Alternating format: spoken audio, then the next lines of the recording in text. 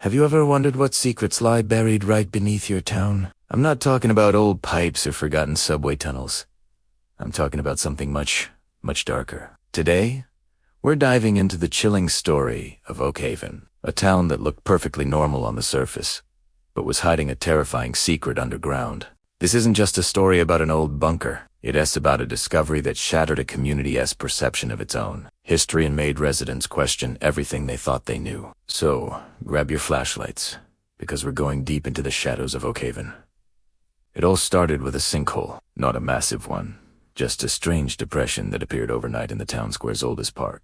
For weeks, the town council debated what to do, blaming it on heavy rains and aging infrastructure. But a group of local urban explorers, led by a guy named Leo, saw something else. They saw an opportunity. Armed with ropes, headlamps, and a healthy dose of skepticism, they decided to investigate what the town officials were so eager to just fill in and forget. They had no idea their curiosity was about to unearth a nightmare. After convincing a buddy on the public works crew to look the other way for a couple of hours, Leo and his team rappelled into the darkness. The initial shaft was tight, smelling of damp earth and decay.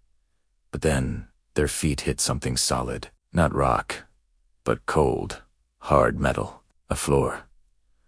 Sweeping their lights around, they realized they weren't in a natural cavern. They were standing at the top of a rusted, spiral staircase that descended even deeper into the gloom. The air grew colder, and a low, almost imperceptible hum vibrated through the metal structure.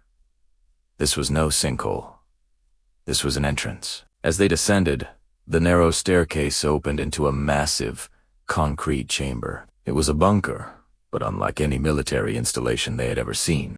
The walls were lined not with weapon racks or supply shelves, but with rows upon rows of small, numbered metal doors, like lockers or morgue drawers. There were hundreds of them, stretching off into the darkness beyond the reach of their flashlights. A thick layer of dust covered everything, suggesting it had been sealed for decades. A sense of unease settled over the group. Who built this place? And what were these strange compartments for? In the center of the main chamber stood a control console, a relic of a bygone era with its large knobs, analog dials, and switches. A single, dusty logbook lay open on the console. The paper was brittle. The ink faded, but the entries were still legible. Leo carefully turned the pages, his light tracing the spidery handwriting. The first entries were dated back to the late 1950s. They were filled with technical jargon power readings, atmospheric pressure, ventilation status, standard operational logs. But as the dates progressed into the early 60s, the tone of the entries began to change. The logs became less technical and more personal, more frantic. The writer, a man named Dr. Alistair Finch, wrote about an experiment. He referred to the numbered compartments not as storage, but as containment units. He detailed a project designed to study the effects of prolonged sensory deprivation and psychological isolation. The subjects, according to his notes, were volunteers from the town above, but the descriptions of their psychological decline were horrifying. Finch wrote about hallucinations, paranoia, and a complete breakdown of personality. He called it the unraveling. The most disturbing discovery came when one of Leo's team members, a woman named Chloe, managed to pry open one of the small, numbered doors. It wasn't a morgue drawer. Inside was a tiny, cramped chamber, barely large enough for a person to sit upright. The walls were covered in frantic scratches, desperate messages gouged into the metal. Words like, "Let me out," "alone," and "the silence is screaming." At the back of the chamber was a small, grimy speaker and a one-way mirror. These people weren't just being stored. They were being observed. This bunker was a human laboratory. Shaken, Leo returned to the logbook. The final entry was chilling.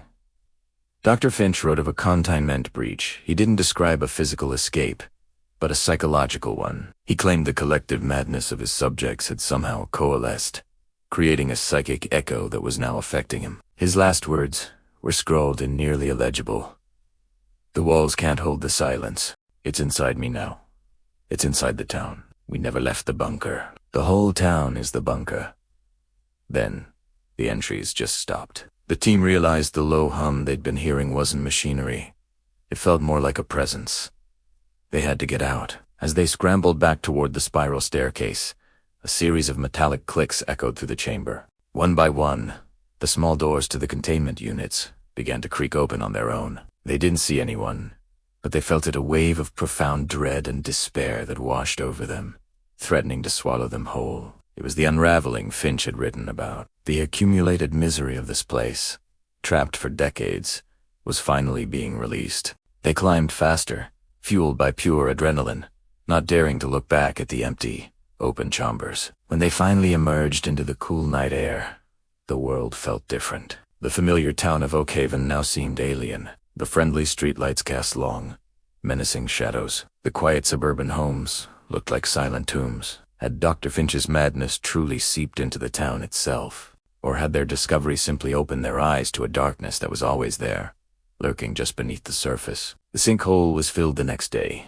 the secret of the bunker buried once more under a fresh patch of grass. But for Leo and his team, and now for us, the knowledge of what lies beneath Oakhaven is a haunting reminder that some secrets are not meant to be uncovered. What do you think happened to Dr. Finch and his subjects? Was it a Cold War experiment gone wrong, or something far more sinister?